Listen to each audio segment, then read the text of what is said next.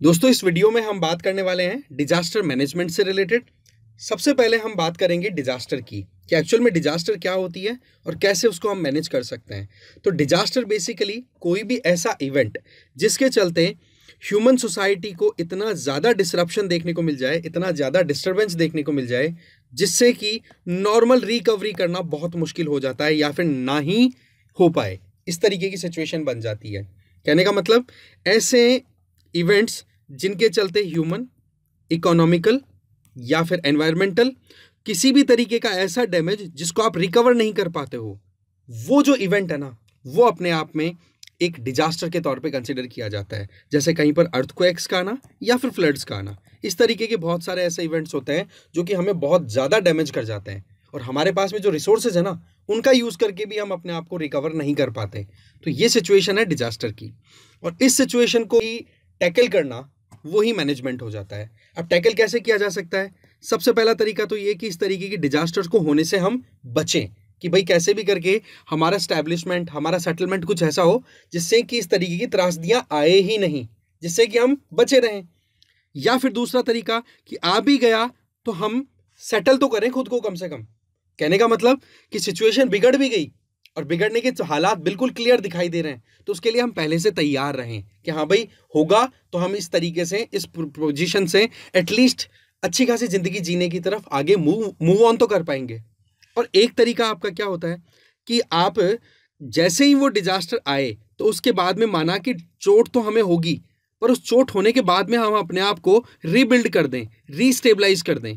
कैसे भी करके खुद की एक लाइफ को नॉर्मल पोजीशन की तरफ ले जाने की कोशिश करें। दैट मीन्स हमें अपने आप को रेजिलियंट बना करके रखना है।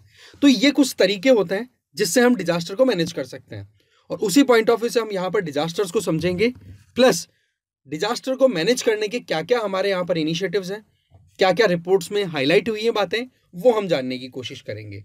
तो पहला जो आर्टिकल है that is land sinking in Joshimath. Joshimath basically Uttarakhand के चमोली डिस्ट्रिक्ट में लोकेटेड है। लोकेशन आप यहां से देख सकते हो। वहां पर से कुछ सर्वे किया गया इसरो के द्वारा, और अभी रिसेंट टाइम में देखो, आप देखोगे बहुत सारी न्यूज़पेपर रिपोर्ट्स भी आई हैं जिसमें जोशीमठ वाले एरिया में जिन लोगों के मकान थे ना, उन मकानों में दरारें आने लग गई है, बहुत गहरे गहरे गैप आने लग गए हैं, दीवारें टूट गई हैं, जो फर्श है उसमें क्रैक आ गए हैं। तो बेसिकली इसी बात को ध्यान रखते हुए इसरो की इस रिपोर्ट को हम हाईलाइट करते हुए देखें तो क्या पता पड़ रहा है कि ज़्यादा भी नहीं तो जोशीमठ वाले एरिया में ज़मीन जो है वो 5.4 सेंटीमीटर नीचे धंस गई है। तो ये अपने आप में वहां पर रहने वाले लोगों के लिए बहुत ज़्यादा पैनिक वाली बात है, और वाकई में चिंता भी कर रहे हैं वो लोग कि सबसे बड़ी बात क्या है कि इस एरिया में जिन लोगों को मकान बनाने के लिए अलाउ किया गया, एक तो उन्हीं पे सवाल उठ रहा है कि भाई इस तरीके के आपने सेटलमेंट को अलाउ क्यों किया, जब हमें पता है कि यहाँ की जो ज्योग्राफी है वो बहुत ज़्यादा डिस्टेबलाइज्ड है, क्योंकि सिस्मिकली एक्टिव एरिया में आती है। ये सिस्मिकली एक्टिव का मतलब क्या हो गया, इस एरिया में अर्थक्वेक्स आते रहते हैं, और वो भी जोन 5 में है। जोन 5 का मतलब हाईएस्ट इंटेंसिटी के अर्थक्वेक्स आते हैं इस एरिया में। तो क्यों आपने बनाया? दूसरा, हिमालयन रीजन की हम बात कर रहे हैं, तो वहां पर पहले हमें पता है टेथिस सी हुआ करता था। अब टेथिस सी है तो सी वाले एरिया में तो पता है ना आपको कि आसपास का जो पानी है वो ला करके सेडिमेंट्स को सेटल करेगा। सेडिमेंट सेटल होंगे तो सेडिमेंट से कौन सी रॉक्स बनेंगी? भाई सेडिमेंट्री रॉक्स बनेंगी। अब हमें भी ये भी पता है कि 3 टाइप्स की रॉक्स जो होती हैं, एक तो इग्नस रॉक, एक आपकी मेटामॉर्फिक रॉक, एक आपकी सेडिमेंट्री रॉक। तो सेडिमेंट्री रॉक इन तीनों में सबसे कमजोर होती है, और वहीं पर अगर हैवी कंस्ट्रक्शन आप करोगे और साथ में बड़े बड़े प्रोजेक्ट्स बनाओगे, कभी रोड के लिए पहाड़ों को काट रहे हो, कभी टनल बना रहे हो, कभी बड़े बड़े डैम बनाने के लिए आप बड़ी दीवार बना रहे हो, पानी को रोक रहे हो, और भाई वहां पर कच्ची रॉक सिस्टम है ना, वीक रॉक सिस्टम है, तो वो वहां पर फिर वाकई में प्रॉब्लम क्रिएट करेगा। फ्रेजाइल इकोसिस्टम में अगर हैवी इंफ्रास्ट्रक्चर डेवलपमेंट करोगे तो वो डैमेज करेगा। तो ये सारे सवाल जो हैं वो कहीं ना कहीं एडमिनिस्ट्रेशन को घेरे हुए हैं इस समय, और इसरो की इस रिपोर्ट ने एक और इस चीज पे ठप्पा लगा दिया कि वाकई में जो सेटलमेंट यहाँ पे जोशीमठ वाले एरिया में करा रखा है वो सस्टेनेबल नहीं है। यहाँ पर लोगों ने बहुत हैवी कंस्ट्रक्शन कर लिया, मकान भी बहुत बड़े बड़े बना लिए, जबकि नॉर्थ ईस्ट में आप जाओ, नॉर्थ ईस्ट में आपको कंस्ट्रक्शन के नाम पर ज्यादातर मकान जो है वो बैम्बू से बने हुए मिलेंगे। ठीक है, अब बैम्बू से बने हुए हैं तो वहां पर क्या अर्थक्वेक्स अगर आते भी है ना हाई इंटेंसिटी के, तो ज्यादा डैमेज नहीं होता। अगर मकान टूट भी गया तो रिकंस्ट्रक्ट करना बड़ा आसान है। बट एक बड़ा कंक्रीट सीमेंट से बना हुआ मकान, उसमें अगर क्रैक हो तो आप देखो, एक तो सपने भी तो टूटते हैं ना लोगों के। तो ये अपने आप में बड़ी एक कंसर्निंग बात है। अगर हम जोशीमठ की बात करें तो जोशीमठ चमोली डिस्ट्रिक्ट में, ये मैंने आपको बता दिया ऑलरेडी। अब जोशीमठ जो है ना, इसको गेटवे ऑफ पिलग्रिमेज भी बोला जाता है उत्तराखंड में। कारण कि आप यहाँ से देखो, हेलांग से लेकर के जोशीमठ तक ये जो हाईवे का पोर्शन है, ये बाईपास भी बोला जाता है इसको, बाईपास है ना। इसमें यहाँ से फिर आगे आप बद्रीनाथ की तरफ भी जा सकते हो, ठीक है। इससे आप हेमकुंड साहिब की तरफ भी जा सकते हो। इससे औली, जहाँ पर स्कीइंग का जो है वो चलता है बर्फ के ऊपर, है ना, वो उसके इंटरनेशनल साइट है, वहाँ पर भी लोग टूरिज्म के लिए जाते हैं। इसके अलावा वैली ऑफ फ्लावर्स, जिसको यूनेस्को ने अपनी वर्ल्ड हेरिटेज साइट का टैग भी दिया हुआ है, वहाँ पर जाना हो तो आपको जोशीमठ तो क्रॉस करके जाना ही होगा। कहने का मतलब जोशीमठ बहुत इंपॉर्टेंट है। स्ट्रेटेजिकली भी देखें तो जोशीमठ जो है, वहां से आप यहाँ सीधा देख सकते हो बद्रीनाथ क्रॉस करते हुए चाइना के साथ में उत्तराखंड बॉर्डर शेयर करता है। तो यहाँ पर कहीं ना कहीं आर्मी की डिप्लॉयमेंट है, वो भी बहुत ज्यादा रोल प्ले करती है और हमें करना भी पड़ता है। तो पॉइंट यहां पर यह आता है कि एक्चुअल में ये जो लैंड सिंकिंग हुई है, ये अपने आप में वहां पर इस तरीके से बड़े बड़े प्रोजेक्ट चलाना और उनके ऊपर सवाल उठाता है। और साथ में वहां पर लोगों ने जब अपनी पूरी जिंदगी की कमाई से मकान बनाए, वो मकान अगर डैमेज होते हैं तो आप समझ सकते हो। ये देखो इस तरीके से वहां पर एक सेडिमेंट्री रॉक्स का एक सेटअप है पूरा, ठीक है। जैसे यहाँ पर देखो लेकिस्ट्राइन सेडिमेंट्स, दैट मीन्स पानी के द्वारा लाए हुए सेडिमेंट्स हैं। या फिर यहाँ पर कोई ओल्ड टाइम पर लेक हुआ करती थी और उन लेक्स में आसपास के पहाड़ों से बह करके सेडिमेंट्स आए और उन्हीं का सेटलमेंट है। और वहाँ पर आप क्या कर रहे हो, मकान बना देते हो। अब नीचे से सीधी बात है, कच्ची रॉक्स हैं और सिस्मिकली एक्टिव रीजन है। यहाँ पर आप देखो इस पर्टिकुलर सर्कल को, ये रेड जो कलर दिखा रहा है, ये सिस्मिक जोन 5th की कैटेगरी में आ रहा है। 5th का मतलब हो गया यहाँ पर हाईएस्ट इंटेंसिटी के या हाई एनर्जी वाले अर्थक्वेक्स आते हैं। तो वाइब्रेट करेंगे, कच्ची चट्टाने हैं, तो बताओ क्रैक्स आएंगे नहीं, मकान टूटेंगे कि नहीं। एग्जैक्टली यही प्रॉब्लम वहां पर अभी जोशीमठ में आ रही है। जोशीमठ में एक सबसे इंपॉर्टेंट चीज क्या आती है कि वहां की जो पोजीशन है ना, वो पोजीशन सिस्मिकली 5th जोन में जो बताई है, उसका कारण आप समझिए कैसे। कि अगर हम साउथ से नॉर्थ की तरफ जाए, इस तरफ आप जाओगे ना, तो आपको एक सीक्वेंस मिलेगी माउंटेन रेंजेस की, जिसमें साउथ में तो सबसे पहले तो आपको इंडो गैंजेटिक प्लेन्स मिलेंगे। फिर उसके ऊपर जाओगे तो आपको शिवालिक माउंटेन्स मिलेंगे।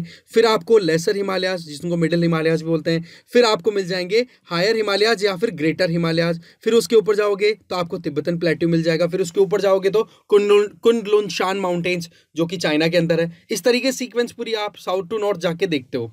तो ऐसे में जो आपका इंडो गैंजेटिक ब्रह्मपुत्रा प्लेन्स है, उसको शिवालिक से सेपरेट करने वाला जो फॉल्ट है, फॉल्ट का मतलब ऐसा एरिया जहां पर क्रैक बना हुआ है अंदर, ठीक है, जहां पर एक तरफ तो शिवालिक माउंटेन रेंज है और दूसरी तरफ इंडो गैंजेटिक ब्रह्मपुत्रा प्लेन्स है, वहां पर जो फॉल्ट है उसको बोलते हैं HFT, मतलब हिमालयन फ्रंटल थ्रस्ट। कि यहां पर दो पर्टिकुलर पोर्शन है वो टकरा रहे हैं एक तरीके से। फिर उसके बाद में शिवालिक को आप सेपरेट करो यहां पर लेसर हिमालय से, जो मिडिल हिमालयाज हैं, उनको सेपरेट करने वाली जो बाउंड्री है, that is middle boundary thrust या मेन बाउंड्री थ्रस्ट, मिडिल नहीं मेन बाउंड्री थ्रस्ट, जो कि खुद सिस्मिकली एक्टिव है, क्योंकि लगातार यहां पर भी ये वाला इधर वाला पोर्शन और ये नॉर्थ वाला पोर्शन दोनों टकरा रहे हैं। और फिर यहां पर आ जाता है MCT, main central thrust. MCT में बेसिकली क्या है कि जो तिब्बत वाला एरिया है ना, इसको ये एक तरीके की इंटरनली एक ऐसी लाइन है जो कि ग्रेटर हिमालय से सेपरेट करती है। और ये जो इंडियन प्लेट है, ये लगातार, इंडियन प्लेट जो है ये लगातार इस तिब्बतन वाले रीजन के नीचे लगातार सबडक्ट कर रही है, नीचे घुस रही है। अब नीचे घुसेगी तो सीधी बात है डिस्टेबलाइज्ड कंडीशन बनेगी कि नहीं। और ये जो MCT है, मेन सेंट्रल थ्रस्ट, जो कि तिब्बतन प्लेट्यू वाले रीजन को आप सेपरेट कर रहे हो किससे, ग्रेटर हिमालय से, वहां पर फिर उसकी वजह से अर्थक्वेक्स आते हैं। भाई सीधी बात है, एक बहुत बड़ी स्लैब जिनको हम प्लेट टेक्टोनिक प्लेट्स बोलते हैं, वो अगर एक दूसरी बहुत बड़ी स्लैब के नीचे जा रही है, तो यहां पर ये मटेरियल जब नीचे जाकर के टूटेगा तो इससे वाइब्रेशन क्रिएट होंगे कि नहीं। इसी के नतीजे के तौर पे हमें अर्थक्वेक्स मिलते हैं। तो इस तरीके से ये जो उत्तराखंड वाला एरिया है, जोशीमठ वाला एरिया है, यहां पर एक तो MCT की प्रेजेंस है, ठीक है, मेन सेंट्रल थ्रस्ट की। इसके चलते यहाँ पर सिस्मिक एक्टिविटीज लगातार चलती रहती हैं। तो एक तो ये कारण है जिसकी वजह से यहाँ पर जमीन धंस रही है। और इसके अलावा एक बड़ा इंपॉर्टेंट कारण बताया जाता है कि ये जो इंडियन प्लेट का जो पोर्शन है, आई गेस आपको थोड़ा बहुत बेसिक्स का आइडिया होगा कि किस तरीके से प्लेट टेक्टोनिक मैकेनिज्म काम करता है, ठीक है ना, क्योंकि इसका बेसिक जो है वो आपको एनसीईआरटी में मिलेगा। बट यस, फिर भी मैं आपको बताने की कोशिश कर रहा हूं कि कैसे इन चीजों को हम समझ सकते हैं। तो इंडियन प्लेट जब यूरेशियन प्लेट के नीचे सबडक्ट कर रही है, नीचे घुस रही है, तो क्या होता है, सीधी बात है, ये जो मटेरियल है जो इंडियन प्लेट वाला है वो नीचे जब जाएगा तो हाई टेम्परेचर की वजह से मेल्ट होगा, मेल्ट होकर के वो धक्का मारेगा इधर ऊपर आने के लिए, और इधर धक्का मारेगा तो फिर इधर क्या क्रिएट होंगी, माउंटेनस रेंजेस। सिंपल सी बात है। और इसी का रिजल्ट क्या है कि एक तो तिब्बतन प्लेट्यू का ऊपर उठना और दूसरा माउंटेन, ये जो हिमालयन रेंज है इसका उठ जाना। अब होता क्या है कि नॉर्मल सर्कमस्टांसेस में तो इस तरीके का काम चलता है, बट कई बार क्या होता है कि यहां पर ये जो प्रोसेस चल रहा है, इस प्रोसेस में एक हर्डल का काम कर जाती हैं कुछ रॉक्स। जैसे मानो कि इंडियन प्लेट का कुछ पार्ट यहां पर सबडक्ट करके मेल्ट हो रहा है, तो मेल्ट होने की वजह से जो फिर बाद में ये जो मेल्ट हो गया, तो मतलब इस किस फॉर्म में चला गया, वो मैग्मा के फॉर्म में।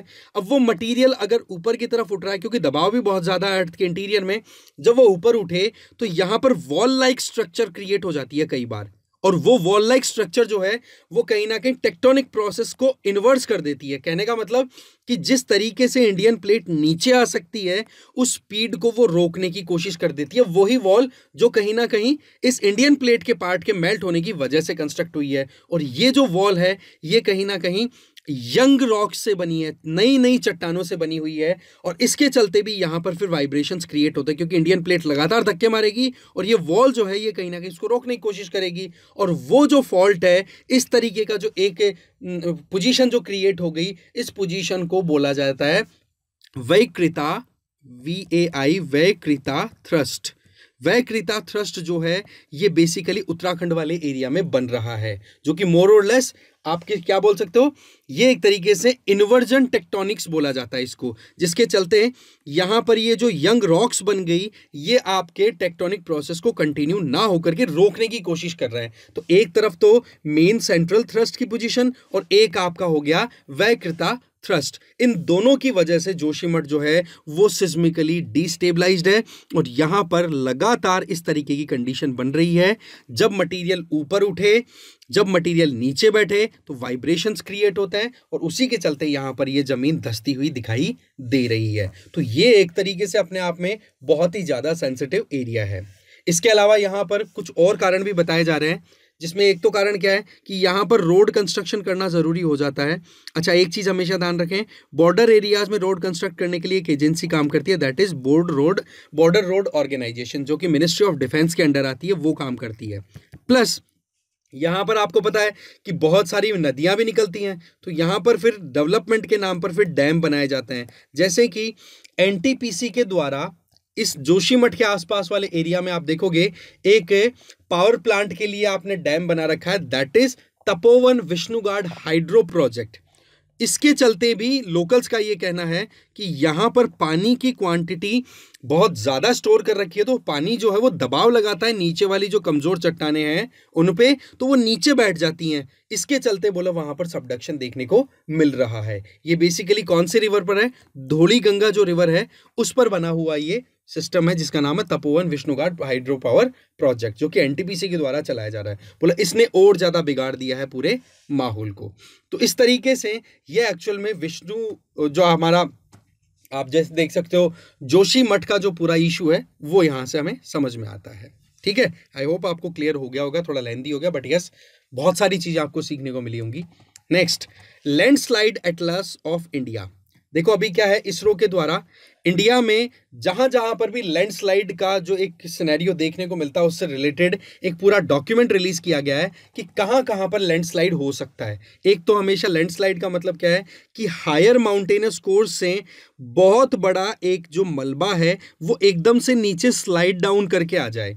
जैसे आपने कई इमेजेस देखी होंगी अभी रिसेंट टाइम में, देखो कि इस तरीके से रोड बनी हुई है, आपने रोड को, पहाड़ को काट के रोड बना दी, बट यहाँ पर ये जो एरिया है ये क्या शो कर रहा है कि ऊपर का जो मटेरियल है उसको थोड़ा सा पानी क्या मिल गया, पानी कैसे कि बरसात आ गई, मान लो बरसात आई और ये रॉक्स अगर थोड़ी सी भी कमज़ोर हैं तो बरसात का पानी जैसे नीचे परकोलेट करेगा तो ये रॉक्स जो है वो लूज पड़ जाएंगी और ऐसे के ऐसे कीचड़ की तरह स्लाइड करके नीचे आ जाएंगी ये। और कई बार तो ऐसा भी होता है कि गांव के गांव है ना वो दब जाते हैं।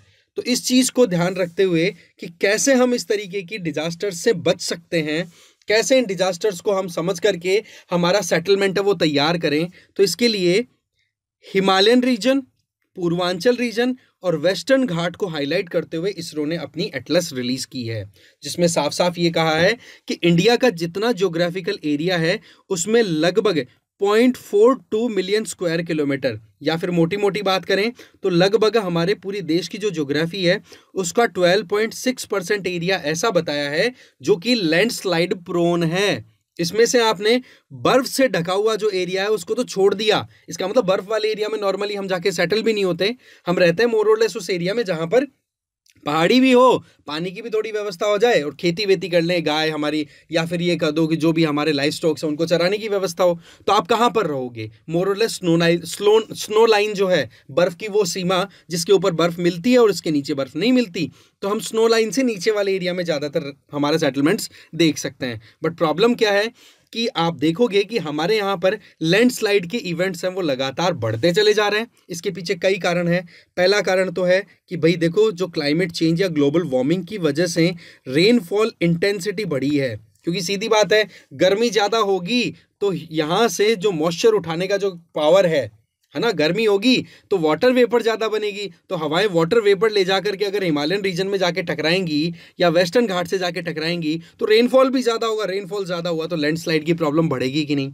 तो ऐसे में इसरो की जो ये लेटेस्ट एटलस आईएस में ये बताया गया है कि नॉर्थ वेस्टर्न हिमालयाज की हम बात करें, ठीक है, नॉर्थ वेस्टर्न हिमालयाज की हम बात करें तो वहां पर जितना हमारा लैंडस्लाइड होता है उसका लगभग 66.5% तक कन्फाइंड है। इसका मतलब आप उठा करके देख लो, उत्तराखंड, हिमाचल प्रदेश और जम्मू कश्मीर, ये एरिया बहुत ज़्यादा प्रोन है लैंडस्लाइड्स को लेकर के।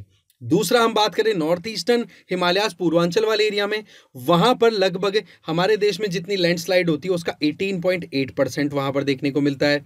और फिर बच गए आपके वेस्टर्न घाट्स, क्योंकि वेस्टर्न घाट्स में भी क्या है, सीधी बात है, मॉनसून के टाइम पर जो ये रेनफॉल होती है गजब की होती है, 2000 mm से भी ज़्यादा रेनफॉल हमें यहाँ पर मिल जाता है, तो उसकी वजह से भी लैंडस्लाइड होता है, जो कि पूरे देश में जितना लैंडस्लाइड है उसका 14.7% हो जाता है।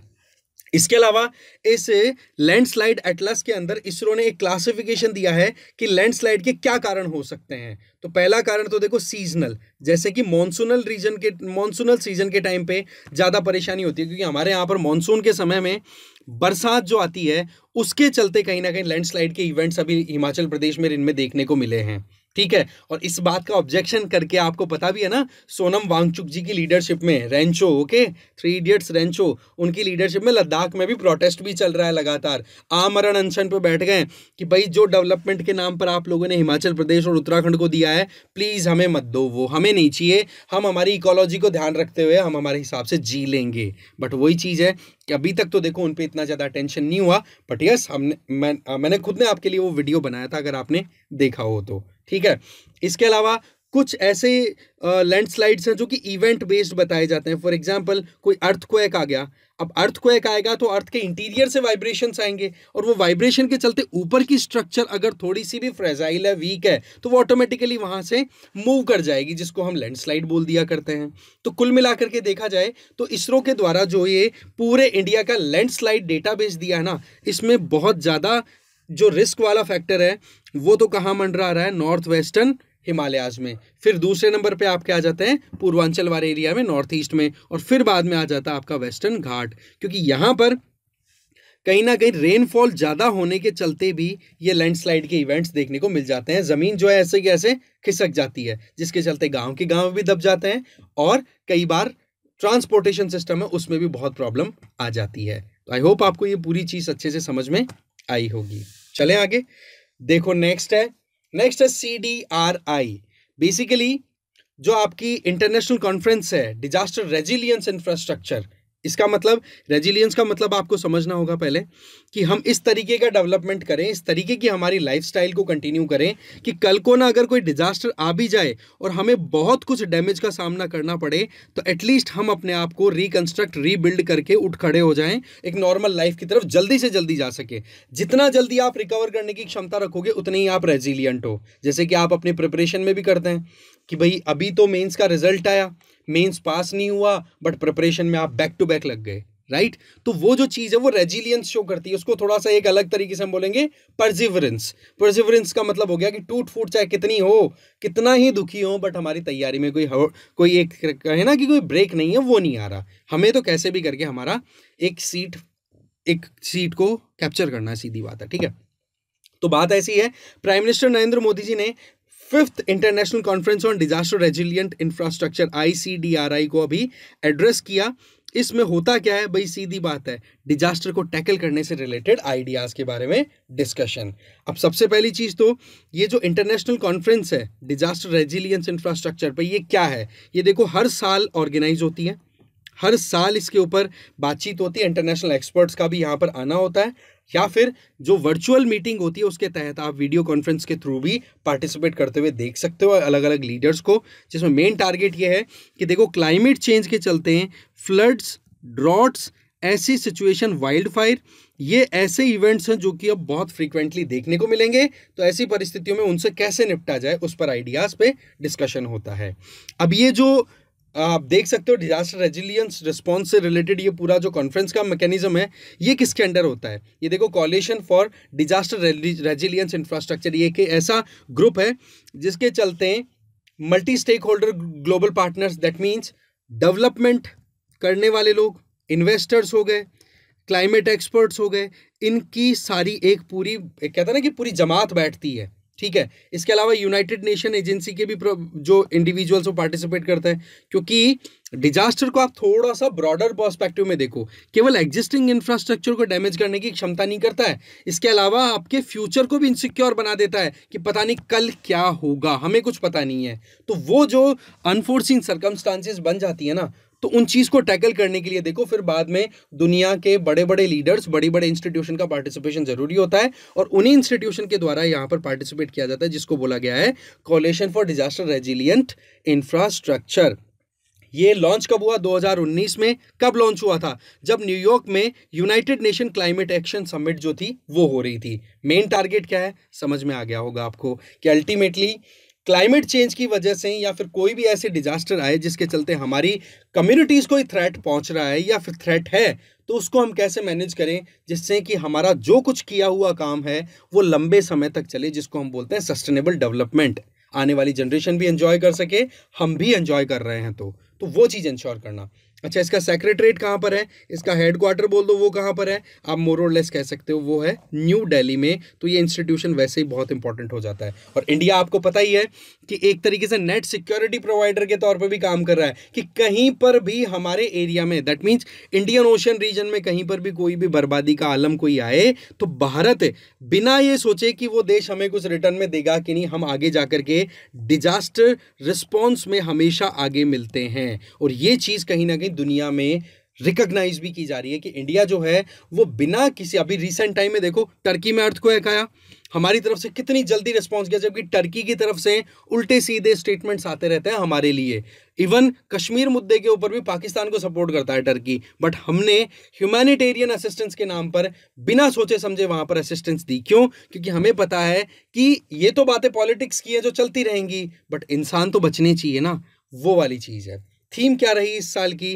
Delivering resilient inclusive infrastructure. Main target क्या है कि ऐसा सिस्टम, ऐसा इन्वेस्टमेंट का मैकेनिज्म तैयार करना जिसके चलते मिनिमम डैमेज हो और मैक्सिमम एक प्रॉस्पेरिटी आ सके दुनियादारी में। इसके अलावा ये जो आपकी coalition for disaster resilient infrastructure, इसके द्वारा कुछ इनिशिएटिव भी चलाए जा रहे हैं। नाम याद रख लेना, एक का नाम है infrastructure for resilient island states. Island states कौन से?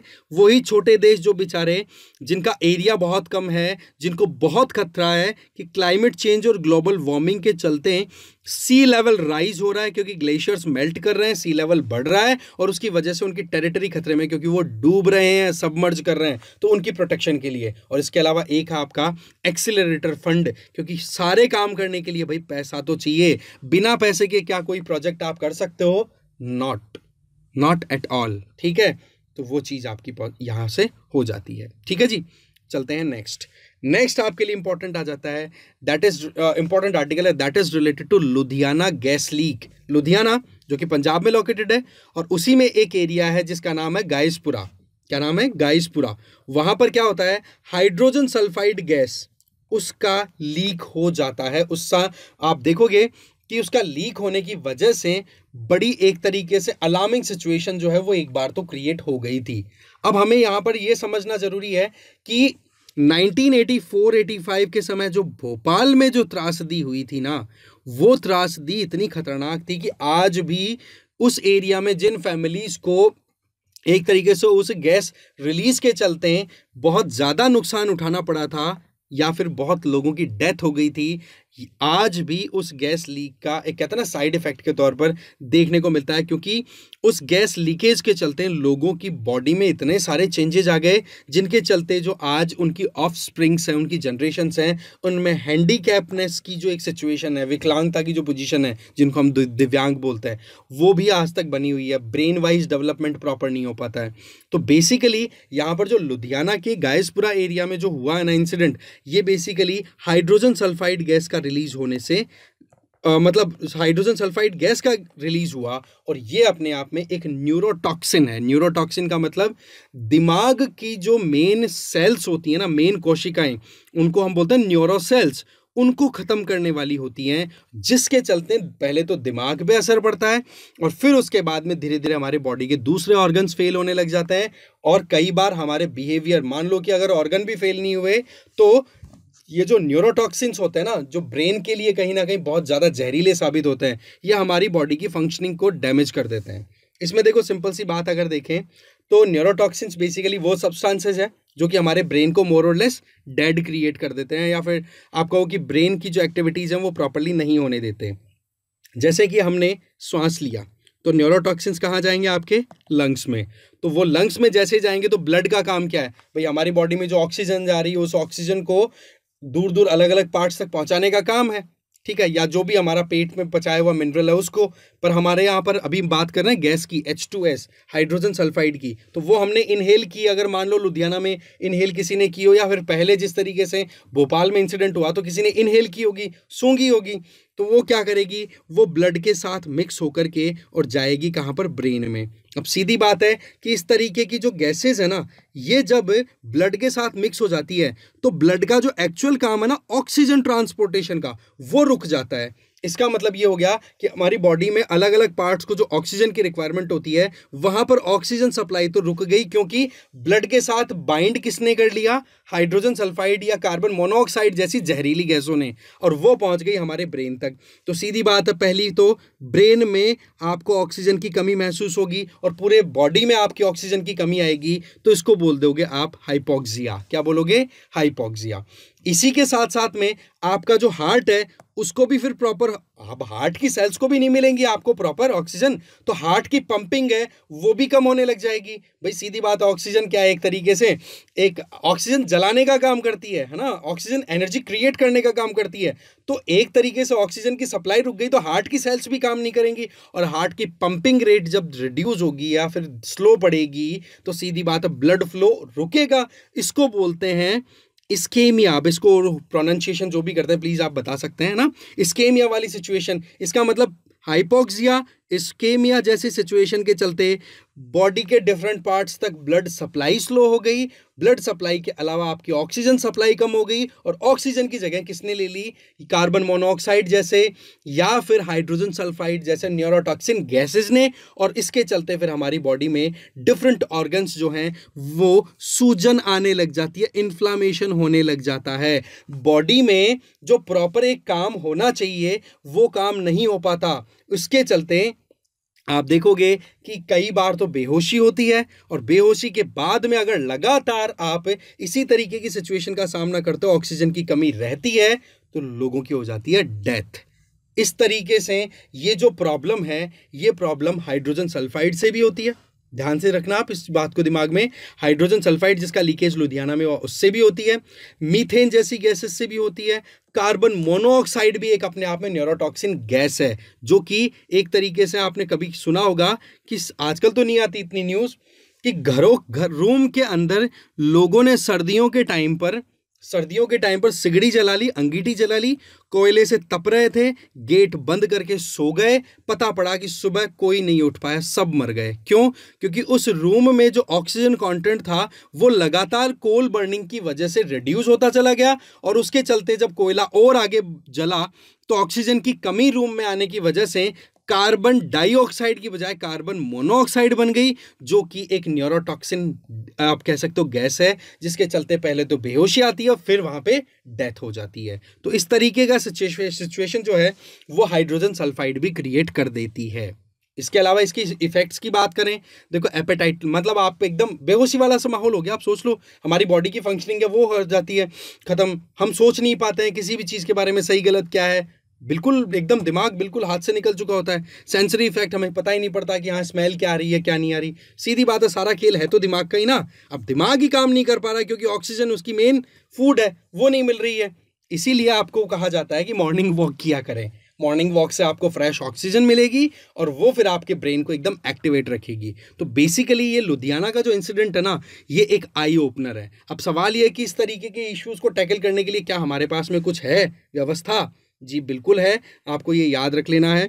एक तो भोपाल में जो इंसिडेंट हुआ था उसके बाद में भोपाल गैस लीक एक्ट लाया गया था कि सेंट्रल गवर्नमेंट जो है, अगर इस तरीके की कोई ट्रेजेडी रिपीट होती है जैसे कि लुधियाना में हो सकती थी, तमिलनाडु में भी इंसिडेंट आया था अमोनिया का NH3 का, वो भी एक तरीके से इसी तरीके की खतरनाक गैस है।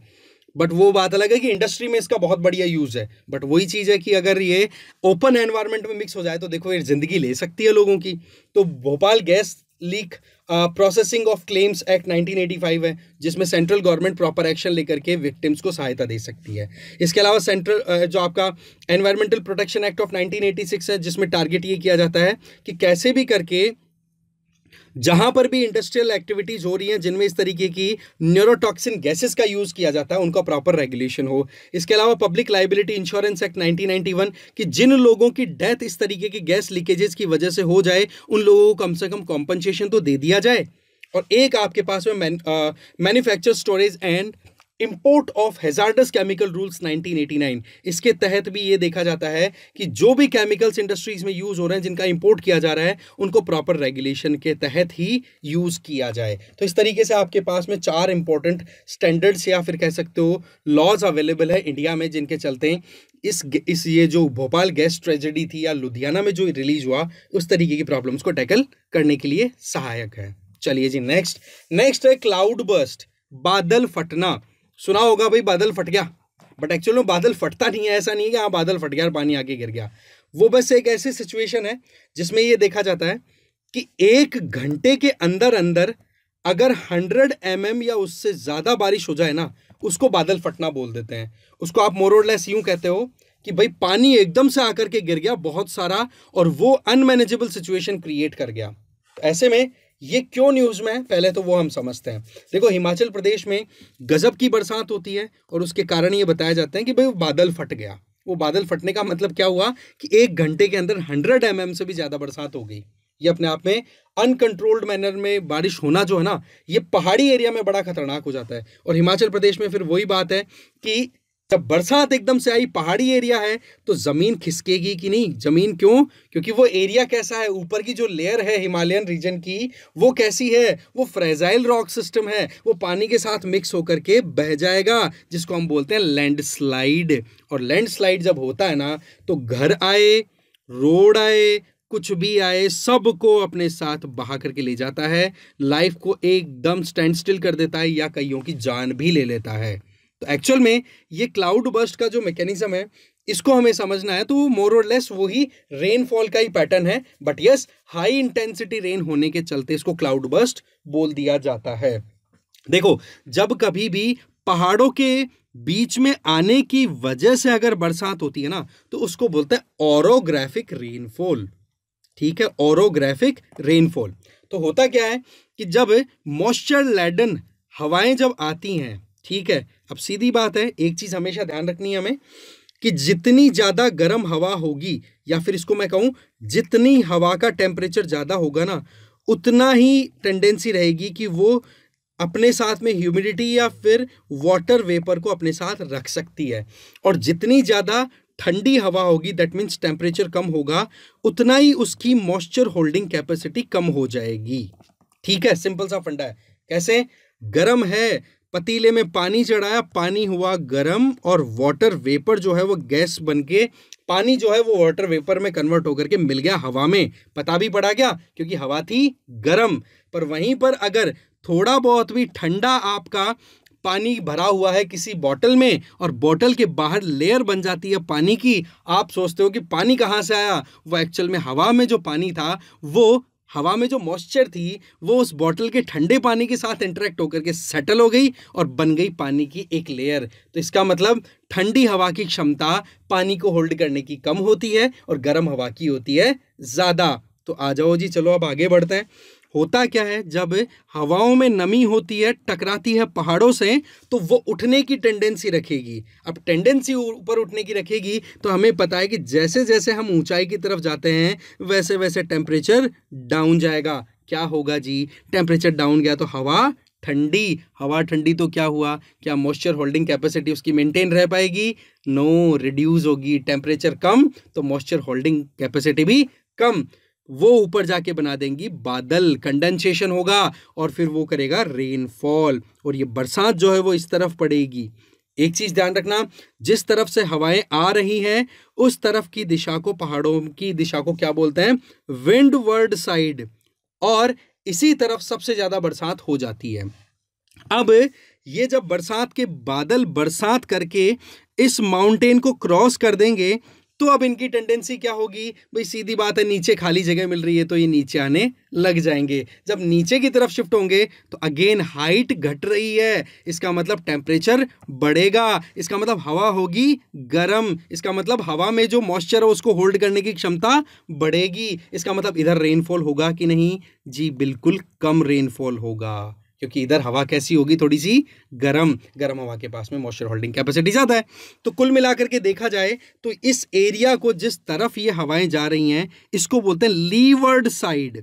जिस तरफ हवा टकरा रही है विंडवर्ड साइड, जिस तरफ हवाएं ऊपर क्रॉस करके आगे जा रही हैं लीवर्ड साइड। और यहां पर रेनफॉल होता नहीं है या फिर बहुत कम होता है, इसको बोल देते हैं रेन शेडो रीजन। तो पहाड़ी जो है उसके एक तरफ, जिस तरफ से हवाएं आ रही है ना, उधर तो आपको हरा भरा दिखेगा, और क्रॉस करके जहां पर जाएगा वहां पर आपको सूखा बंजर जमीन दिखाई देगी।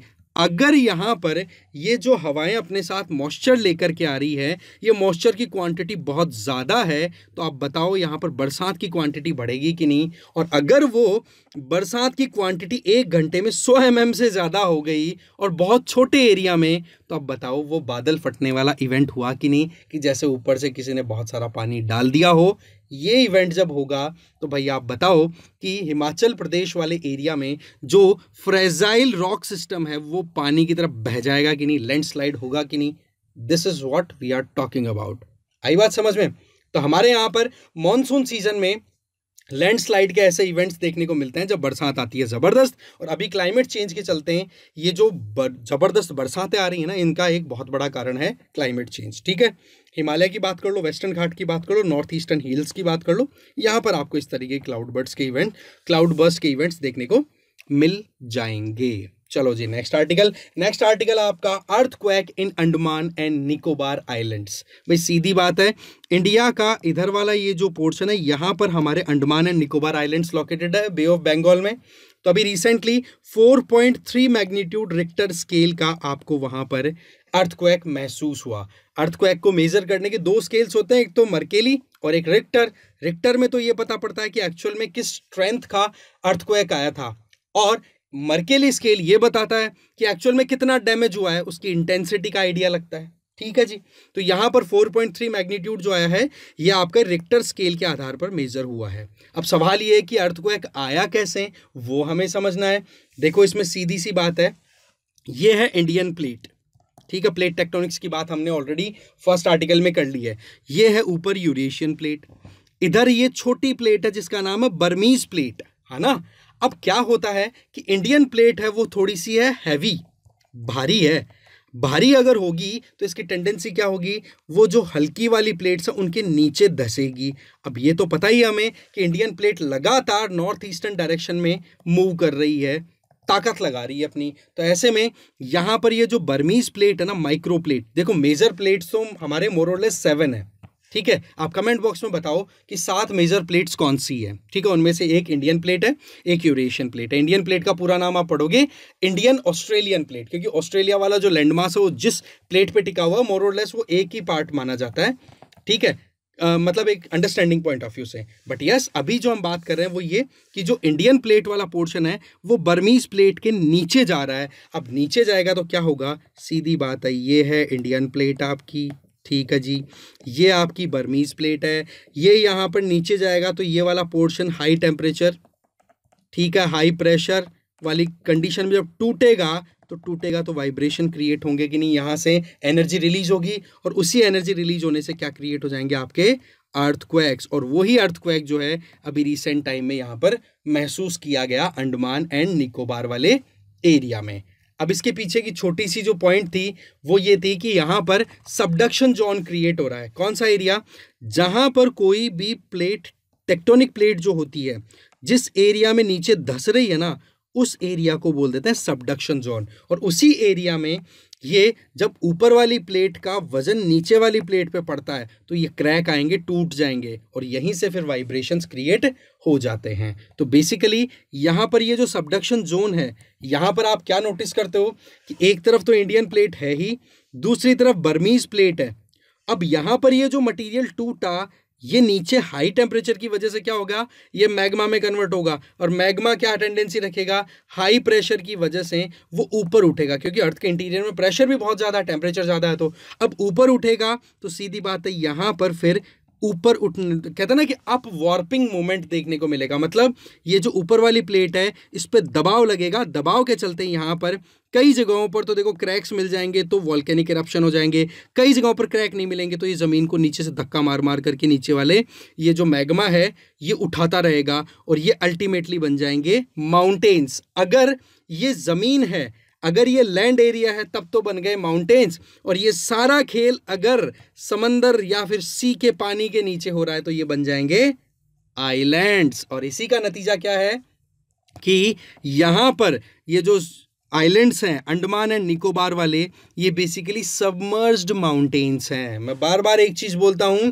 कि आइलैंड्स बेसिकली डूबे हुए पहाड़ हैं, पर वो बेचारे थोड़े से नीचे वाले तल पे बन गए और वहाँ पर पानी भरा हुआ है तो उनकी जो चोटियाँ है ना वो हमें दिखती है आइलैंड। अगर पानी खाली कर दिया जाए तो अंडमान निकोबार में आपको लगेगा कि बहुत गहरी घाटी के अंदर बने हुए बड़े बड़े पहाड़ हैं, ये तो बस डूबे हुए हैं, इसलिए हम इनको क्या बोल देते हैं, आइलैंड। तो ये बेसिकली जिस एरिया में हो रहा है उस एरिया को क्या बोलते हैं, Andaman Nicobar Sumatra subduction zone. Sumatra ये आइलैंड है, ये आपको पता है इंडोनेशिया का बहुत बड़ा आइलैंड है, ठीक है। तो कुल मिलाकर के देखा जाए तो इस तरीके का सिनेरियो जो है वो अंडमान एंड निकोबार में अभी रिसेंट टाइम पे देखा गया है। चलते हैं आगे। नेक्स्ट आपका आर्टिकल आ जाता है, that is global assessment report on disaster risk reduction. ये रिपोर्ट किसने रिलीज किया है, एक तो हमें ये याद रख लेना है, इसको रिलीज किया है United nation office for disaster risk reduction. नाम से पता पड़ रहा है कि इस रिपोर्ट में ये चेक किया गया है कि कैसे कैसे हम डिजास्टर के इम्पैक्ट को रिड्यूस कर सकते हैं। अब डिजास्टर्स देखो, floods, heavy snowfall, wild fire, droughts, heavy rainfall, या फिर जो बड़े बड़े तूफान आते हैं, टॉर्नेडोज बोल दो, साइक्लोन्स बोल दो, है ना, ट्रॉपिकल साइक्लोन जो बहुत ज़्यादा बर्बादी करते हैं। तो ओवरऑल इनको कैसे मैनेज किया जा सकता है, तो इसके लिए क्या किया जाए भाई, दुनियादारी में बड़े बड़े बड़े आपके पास एग्जाम्पल्स हैं, उन एग्जाम्पल्स की आप स्टडी कर लो, ठीक है। और उस स्टडी के आधार पर ये देखो कि हम कैसे हमारे आसपास के एरिया को प्रोटेक्ट कर सकते हैं अगर हमारे एरिया में इनमें से कोई सा भी डिजास्टर अगर आता है तो उससे रिलेटेड ये रिपोर्ट जो है वो रिलीज की जाती है United nation office for disaster risk reduction. और इस रिपोर्ट को GAR रिपोर्ट भी बोल दिया जाता है,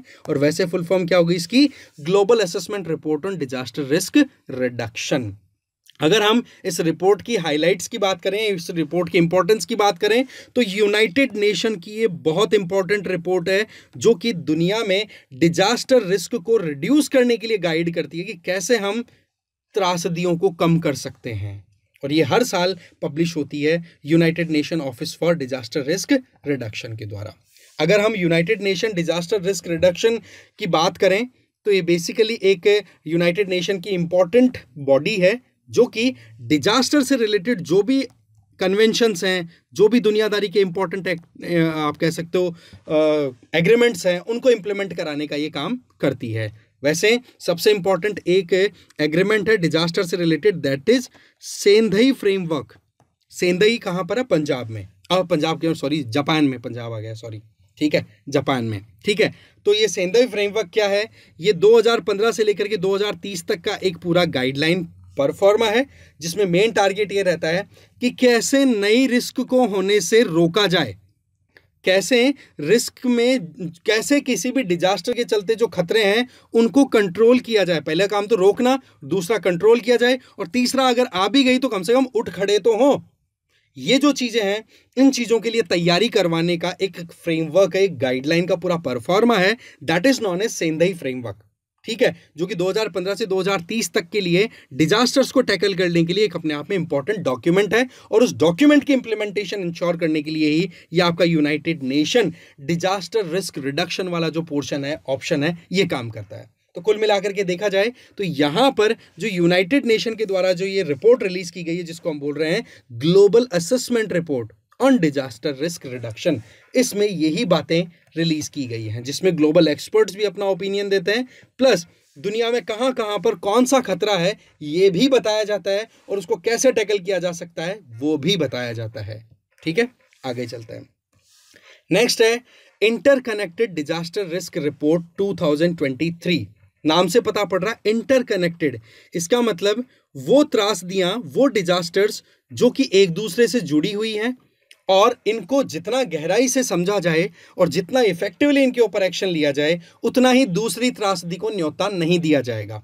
कैसे? सिंपल सी बात है, अगर आपने रेनफॉल पैटर्न को समझ लिया अच्छे से, और आपको पता पड़ रहा है कि कहीं पर ड्रॉट्स बहुत ज्यादा है और उस एरिया में जंगल भी बहुत है, तो सीधी बात है, अगर ड्रॉट्स आ गए तो मान के चलो वहां पर अगर थोड़ी सी भी लापरवाही होगी तो वाइल्ड फायर्स लग सकती हैं। तो बताओ, ड्रॉट, रेनफॉल पैटर्न चेंज होना और ड्रॉट्स का आना और वाइल्ड लाइफ, तीनों एक दूसरे से कनेक्टेड है कि नहीं? यही तो है इंटरकनेक्टेड डिजास्टर रिस्क। इसको टैकल करने के लिए ये रिपोर्ट जो है वो रिलीज हुई 2023 की। अच्छा, रिलीज किसने की ये हमें ध्यान रखना है। ये यूनाइटेड नेशन की university institute for United Nations university institute for environment and human security, उसके द्वारा रिलीज की गई है। और उसमें 5 इंपॉर्टेंट डिजास्टर्स के बारे में हाईलाइट किया गया है। बोले 6 है ना, ये 6 की 6 जो हैं वो एक दूसरे से इतना ज्यादा कनेक्टेड हैं कि इनमें से एक को टैकल अगर कर लिया जाए तो दूसरी से हम बच सकते हैं। और वो 6 कौन सी है? नंबर 1, एक्सटिंक्शन, की लगातार लुप्त होती प्रजातियां बहुत बड़ा खतरा है। दूसरा, ग्राउंड वाटर टेबल लगातार खत्म होता चला जा रहा है, नीचे धंसता चला जा रहा है। तीसरा, माउंटेनस कोर्स में क्लाइमेट चेंज और ग्लोबल वार्मिंग के चलते लगातार ग्लेशियर्स मेल्ट कर रहे हैं। और इसके साथ में space debris, that means outer space में जो सैटेलाइट लॉन्च करके सैटेलाइट व्हीकल्स के जो रिमेनिंग पार्ट्स है वो पड़े रहते हैं, वो बोलो बहुत खतरा है। इसके अलावा लगातार हीट वेव्स आना, ये बहुत बड़ा खतरा होने वाली है। और साथ में फ्यूचर को अनइंश्योरेबल बना रही है। इसका मतलब हम चाह करके भी फ्यूचर में क्या होगा उन चीज़ों को रोक पाए, ऐसी सिचुएशन नहीं बन पा रही है। तो कहने का मतलब ये 6 इंपॉर्टेंट हाईलाइट कर दिए। अब ये 6 जो कहते हैं ना कि 6 रिस्क टिपिंग पॉइंट्स हैं, ये क्या शो करते हैं? ये वो पॉइंट्स हैं या वो लिमिट्स हैं जिनके बाद में अगर आगे बढ़ने की कोशिश करोगे ना, तो मान के चलो कि हमारी क्षमता तो नहीं है, हमारी सोसाइटी और हमारी इकोलॉजी और एनवायरनमेंट की इतनी क्षमता नहीं है कि इन टिपिंग पॉइंट्स के बियॉन्ड जाकर के हमें यू टर्न दिला दें या नॉर्मल लाइफ की तरफ ले जाएं। तो कुल मिलाकर के ये जो 6 रिस्क टिपिंग पॉइंट जो हाईलाइट किए ना इस रिपोर्ट में, ये सिग्नल क्या देते हैं कि कैसे भी मिलकर के ह्यूमन सोसाइटी को अपने डिजास्टर्स के इस सेगमेंट को टैकल करना होगा। ये पॉइंट यहाँ पर आ गए। 6 के 6 पॉइंट्स आप याद रख लेना। सबसे इंटरकनेक्टेड डिजास्टर्स का मतलब क्या है वो मैंने आपको बताया कि एक से दूसरी जुड़ी हुई रहती हैं, एक के बदले में एक के चलते दूसरी डिजास्टर भी आउटब्रेक हो जाए तो उसके चलते फिर हमारा सर्वाइवल मुश्किलों में आ जाएगा। ठीक है, तो ये चीज़ अब इसमें सारा का सारा खेल देखो ह्यूमन एक्टिविटीज़ ने थोड़ा एक्सरबेट कर दिया, थोड़ा बढ़ा दिया। अब आ जाते हैं ग्लेशियल लेक आउटबर्स्ट फ्लड। सबसे पहली चीज नाम से पता पड़ रहा है ग्लेशियल लेक, इसका मतलब ऐसी लेक्स जो कि मोर और लेस माउंटेनस कोर्स में बनी हुई है और आसपास में ग्लेशियर्स हैं, ग्लेशियर से पानी मेल्ट होकर के और फिर वो कोई भी डिप्रेशन हो, कोई भी खड्डा हो, वहां आकर के इकट्ठा हो जाए तो वो बन जाएंगी आपकी ग्लेशियल लेक्स। फिर उनके अंदर जब फ्लड्स आती हैं, उनकी वजह से जो बाढ़ आती है वो एकदम से आती है, वो एकदम से अभी रिसेंट टाइम में कहाँ देखने को मिला है और कैसे होता है उसको हम वन बाय वन समझते हैं। सबसे पहली चीज ये क्या कंटेक्स्ट है, अभी ग्लोव का जो इवेंट है वो सिक्किम में देखने को मिला। यहां पर आप देखो ये एक लेक है जिसका नाम है लोनाक लेक, ठीक है, जो कि लगभग तिब्बत के पास में जो बॉर्डर है सिक्किम की उसके पास में लोकेटेड है। तो यहां पर क्या होता है कि एकदम से क्लाउड बर्स्ट इवेंट होता है। क्लाउड बर्स्ट कैसे हुआ, हमने देखा अभी हिमाचल वाला केस मैंने आपको बताया है, रिकॉल कर लो उसको। कैसे कि ज्यादा ग्लोबल वार्मिंग होने की वजह से हवा में मॉइस्चर कंटेंट ज्यादा होने की वजह से रेनफॉल ज्यादा हुआ, और वो रेनफॉल कैसे कि छोटे से एरिया में 1 घंटे में 100 mm से ज्यादा रेनफॉल हो गया, एकदम से पानी बादल फट करके गिर गया ये मानो। तो उसके चलते यहां पर ये जो लोनाक लेक है इसमें बताओ कि पानी की क्वांटिटी बढ़ेगी कि नहीं, पहला पॉइंट। दूसरा, क्लाइमेट चेंज और ग्लोबल वार्मिंग के चलते लगातार ग्लेशियर्स मेल्ट कर रहे हैं, तो आप बताओ इस लेक की साइज बढ़ेगी कि नहीं, क्योंकि माउंटेनस कोर्स के पास में है तो वहां पर जो ग्लेशियर होंगे वो इस लेक में आकर के इकट्ठा होगा वो पानी, तो सीधी बात है लेक की साइज पहले से ज्यादा थी और क्लाउड बर्स्ट और हो गया। अब बताओ लेक की औकात या लेक की क्षमता से ज्यादा अगर पानी आ गया तो वहां से पानी निकलने की टेंडेंसी रखेगा कि नहीं। अब वो पानी एकदम से आया, ठीक है, ये जो लोनाक लोनाक नेक से लोनाक रिवर है इसमें पानी एकदम से आया जो कि फिर बाद में लाचेन वाले एरिया में आते आते गजब की क्वांटिटी में पानी हो गया। तो ऐसे में यहां पर एक डैम बना हुआ है तीस्ता रिवर पर, जिसका नाम तीस्ता थर्ड रिवर बोला जाता है इसको, तीस्ता थर्ड, जो कि तीस्ता की ट्रिब्यूटरी है। तीस्ता किसकी ट्रिब्यूटरी है, ब्रह्मपुत्रा की, ठीक है ना। अब आप देखोगे कि तीस्ता थर्ड वाले एरिया में एक डैम बना हुआ है जिसका नाम है चुंगथांग डैम। अब होता क्या है कि क्लाउड बर्स्ट और ग्लेशियर मेल्ट की वजह से पानी की क्वांटिटी ज्यादा हुई, और पानी की क्वांटिटी ज्यादा होने की वजह से यहां पर क्या हो गया, glacier lake outburst. Glacier lake outburst इसका मतलब एकदम से पानी बहुत ज्यादा स्पीड से निकला। अब यहां पर इस डैम में पानी जब बहुत सारा आएगा तो सीधी बात है डैम की भी तो एक क्षमता ही है पानी को हैंडल करने की, तो एकदम से वहां पर डैम कंट्रोल करने वाली जो अथॉरिटी थी उन्होंने पानी को छोड़ दिया। पानी छोड़ोगे तो क्या होगा जी, आगे की जो रिवर है, आगे का जो रिवर कोर्स है वहां पर पानी की क्वांटिटी बढ़ेगी कि नहीं, और यही हो गया फिर फ्लड का कारण। बहुत से गांव, वहां आसपास का सेटलमेंट बिल्कुल धराशायी हो गया। आप देखोगे कि वहां पर रहने वाले लोग जो हैं कईयों की तो डेथ हो गई, कई मिसिंग हो गए, इवन आर्मी पर्सनल्स तक भी वहां पर मिसिंग हो गए, गायब हो गए। तो ये क्या शो करता है कि किस तरीके से ग्लेशियल लेक आउटबर्स्ट जो है वो एक खतरनाक तरीके से आगे बढ़ता हुआ दिखाई दे रहा है, और ऐसे इवेंट्स जो हैं वो आने वाले समय पर बढ़ेंगे, ये डिफरेंट रिपोर्ट्स ने अपनी तरफ से बोल दिया है। अब ग्लेशियर लेक आउटबर्स्ट के क्या कारण हो सकते हैं, सबसे पहला कारण क्लाउड बर्स्ट। अगर बहुत ज़्यादा बरसात आ गई और इस तरीके से लेक में पानी की क्वांटिटी बढ़ गई तो डेफिनेटली ये फ्लड का कारण बन सकता है। स्नो एवलांच, आसपास में बर्फ जो है वो एकदम से टूट करके और फिर आकर के लेक में गिर जाए तो पानी एकदम से डिस्प्लेस होगा तो फ्लड्स आ सकती है।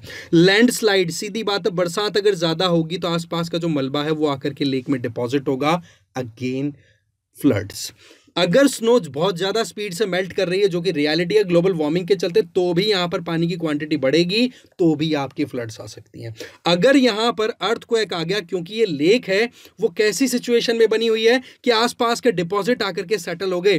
ग्लेशियर जब मूव करता है, ग्लेशियर जो बर्फ का एक बहुत बड़ा सैलाब होता है वो मूव करता है तो अपने साथ में बहुत सारे सेडिमेंट्स लेकर के जाता है, और वो सेडिमेंट्स कहलाते हैं मोराइन, और मोराइन सेटल होकर के बनाते हैं एक बड़ा सा डिप्रेशन, और वहां पर ये पानी इकट्ठा हो जाता है जिसको बोलते हैं ग्लेशियर लेक।